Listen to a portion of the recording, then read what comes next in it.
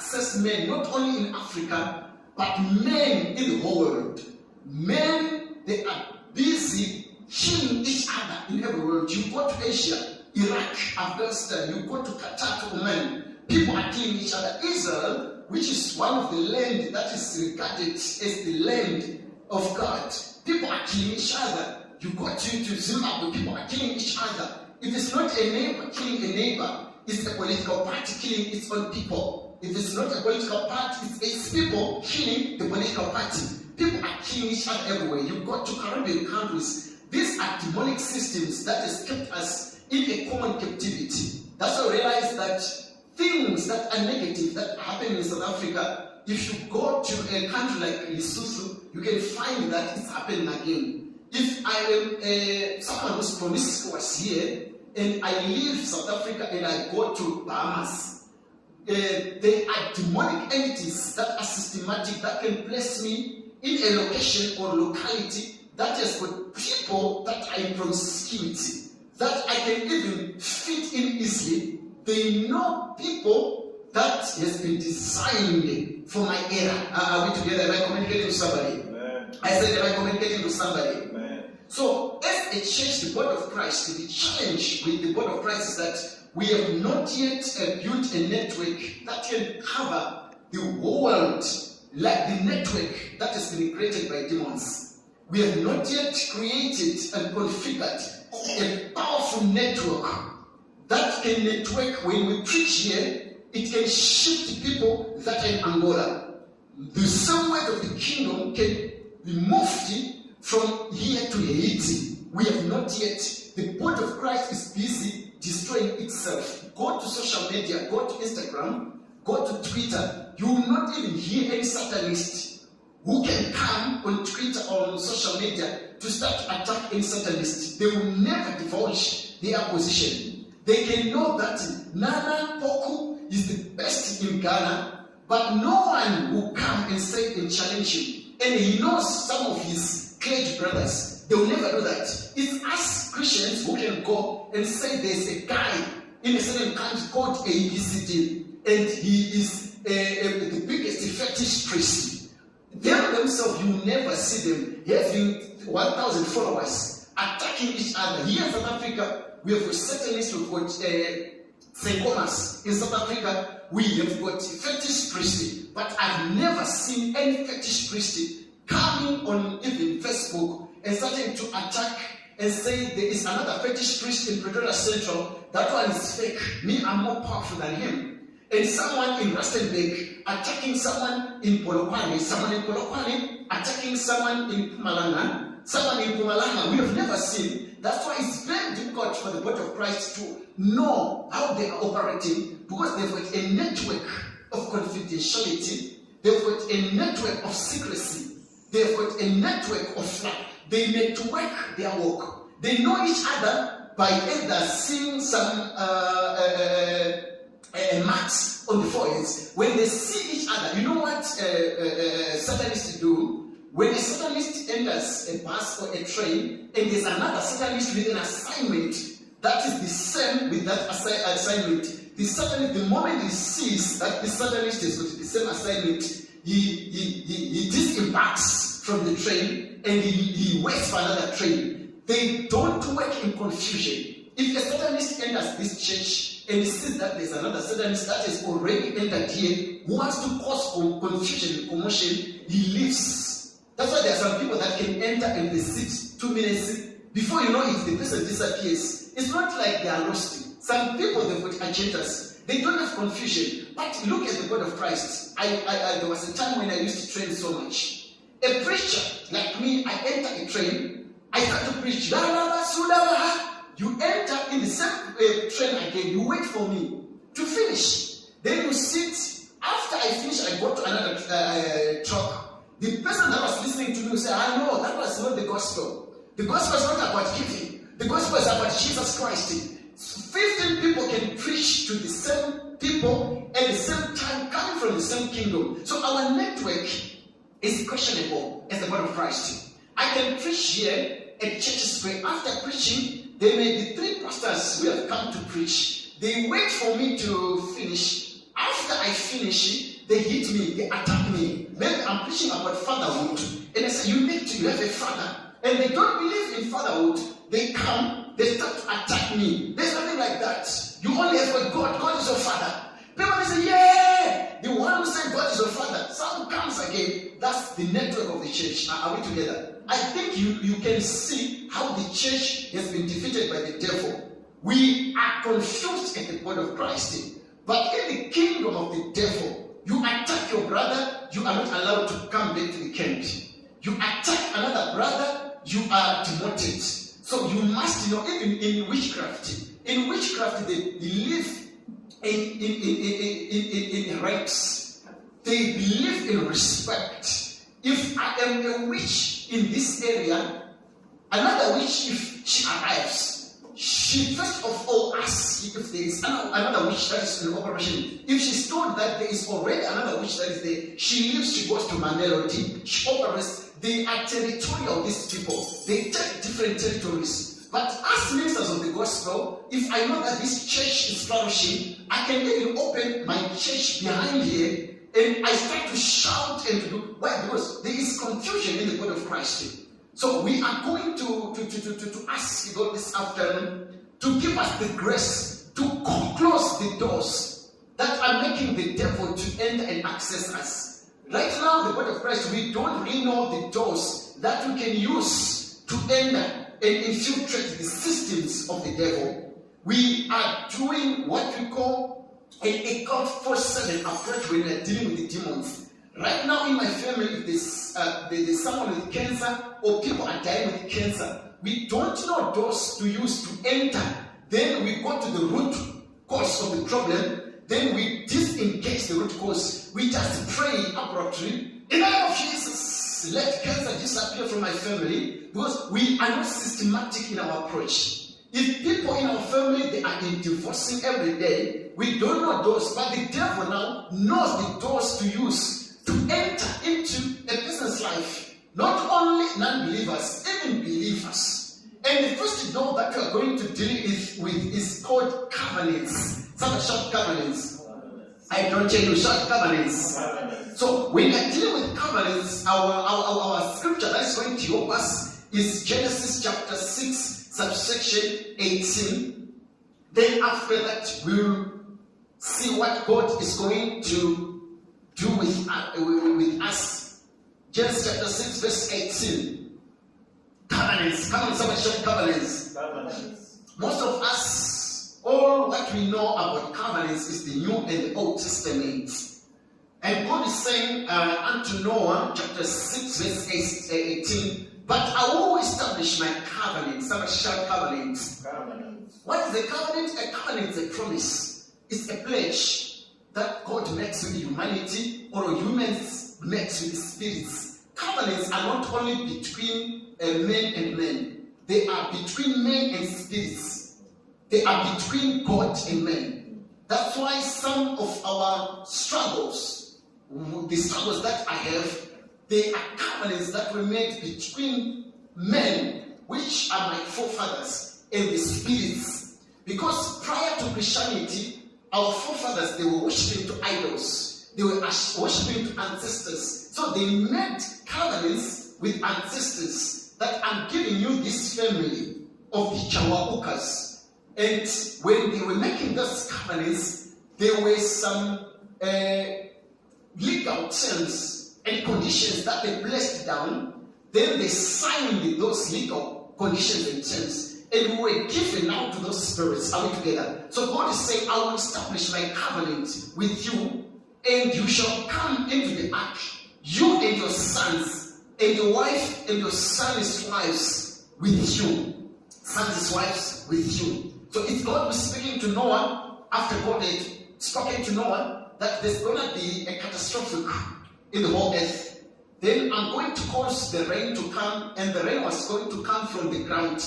Then after that, I'm going to annihilate and destroy the whole earth. We know the story from Genesis chapter 1 that mankind had became wicked in that particular time, and they were taking spirits and sleeping with spirits, and the giants were given birth. And God wanted to abolish and annihilate such civilization. And when that transpired, God now made a covenant with Noah. That's one of the covenants that is called the Noahic covenant.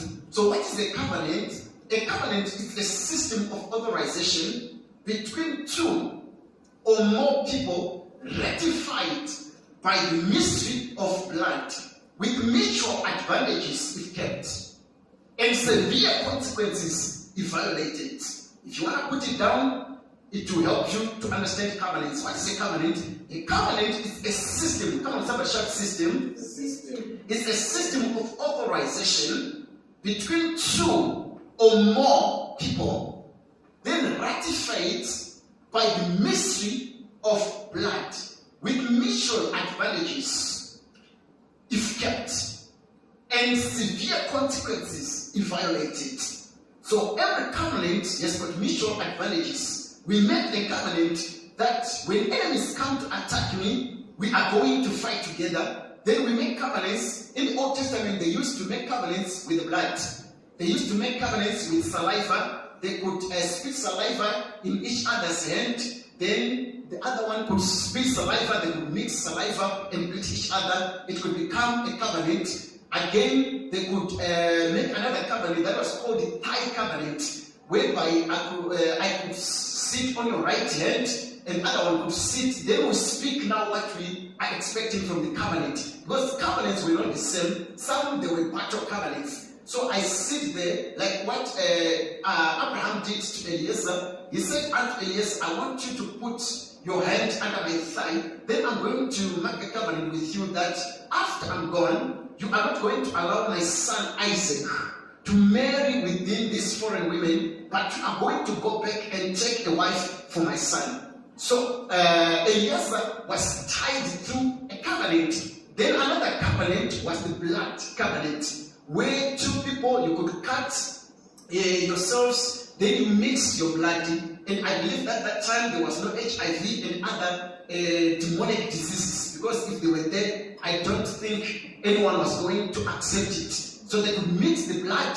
After that, then there was another covenant again. It was called bull covenant. A bull covenant, you could slay a bull. After slaying a bull, you cut it in two. When you cut it in two, one you could stand putting your leg, and the other one stand putting his leg here. Then the flesh of the bull is this side, and the other flesh of the bull will be this side. Then you make your covenants. You speak your words and say, I'll fight your battles. And you say, I'll fight your battles. I'll protect your family when you're dead. I'll protect your family when you're dead. These were covenants. But the covenants that were made with our forefathers, let's look at the covenants that were made with our forefathers. This is what happened. The gospel has not yet come to Africa. And because the gospel has not yet come to Africa, God was speaking to people according to the level of their understanding. So people could understand creation through idol worship. So God used to speak to the African community through ancestors. I heard in Zimbabwe through history that there was a time in 1880s that when you are hungry and you are in a bush, you could just sit under a certain tree and it's still there, that tree. Then you start to clap your hands. After clapping your hands, you ask a pap from the ancestors and say, I'm hungry and I'm a child, I need pap. And pap could appear, you could eat. And it used to happen. So God used now to deal with people according, because when God realizes that you don't understand him according to revelation, sometimes he stoops low to minister to you according to the level of your understanding. If you understand God through science, he can come through science, not because he's a scientific God, but he wants to capture you through science. Are we together? If you understand him through culture, that's why theology has captured everything. When you are studying theology, they say sources of theology is culture, tradition, it's science, it's scripture, it's revelation, it's the word of God. These are sources of theology. So if you want to understand God better, they say you must go to culture, you must go to tradition, you must go to scripture, you must go to revelation. Are we together? You must understand the confines of God's mind. So God used now to communicate with our ancestors and forefathers through ancestors. Then they made covenants with gods that were demonic and said, I'm giving you this family of Chawawuka to you. I know that I'm going to go, but I give you this family to 300 years from today. I give you this family to 500 years to today. But they didn't know that there is a greater God who is above demons. They thought that the ancestors were the greater authority. So we were given to those demons. We were given to those spirits. So these are covenant. That's why there are things that we are struggling with today, not because we erred or we made mistakes, but we were given through covenants. And this demon could ask you, what are you going to give me? And our forefathers, they said, I'm going to give you my daughters. I will give you my sons. They shall be your servants. And this spirit will say, it's fine. I'll protect your family. And the families were protected. Because in the olden days, a family was strong not because of prosperity, but because of protection. That's why the forefathers, they used to have 15 to 20 children. Because they had power in numbers. So the ancestral spirit will say, I'm giving you protection. So me as the Chawawuka, I have no power to touch the Mboho, because I know that the Mboho, they've got a spirit that they invoked. But these spirits now are not going to only affect the people in 1890s. They will even affect the people in 2016. That's why you finish now, it answers now your question. You finish your masters in medicine, masters in accounting, you work so hard, but you are treated as a servant. Why? Because there is a covenant that was made between your forefather and spirits. Sometimes you work so hard like an elephant, but when you are about to eat, you eat like an ant. You are beautiful, you are handsome, but whenever you want to make a decision to marry, any person who comes to you, the person is a cheater. The person is so promiscuous. The person is a animal. The person is not a marriage material. You ask yourself, what's wrong? These are covenants. So these are the doors, the first door that the devil is used now to traffic. And these were covenants that were done through the blood. Our forefathers, they slay animals. They could even slay human people, human beings. Because if we were 25 and the spirit asked for one child, they could not feel the pain of losing a child because we are 25. So they could give even their children to demons and to spirits and say, we shall be your servants. Right now, Brian is coming to South Africa. He's trying to work so hard, but things are not moving, and I don't know what's happening. I'm declaring, I'm praying Monday. I am fasting, but I don't know that there's a door of covenant. And one thing with covenants can never be casted out.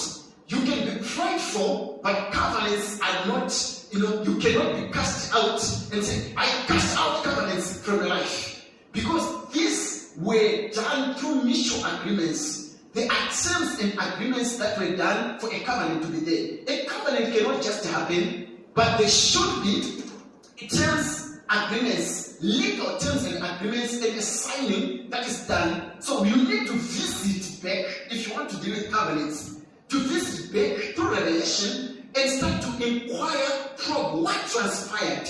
Then if revelation gives you now the knowledge, you start now to undo. If Daddy had spoken a word and said, I give you my sons as servants, you say, I refuse, I refute. By visiting back to the terms, then you read two terms, you break those terms, then you sign a new agreement with Jesus Christ. Are we together?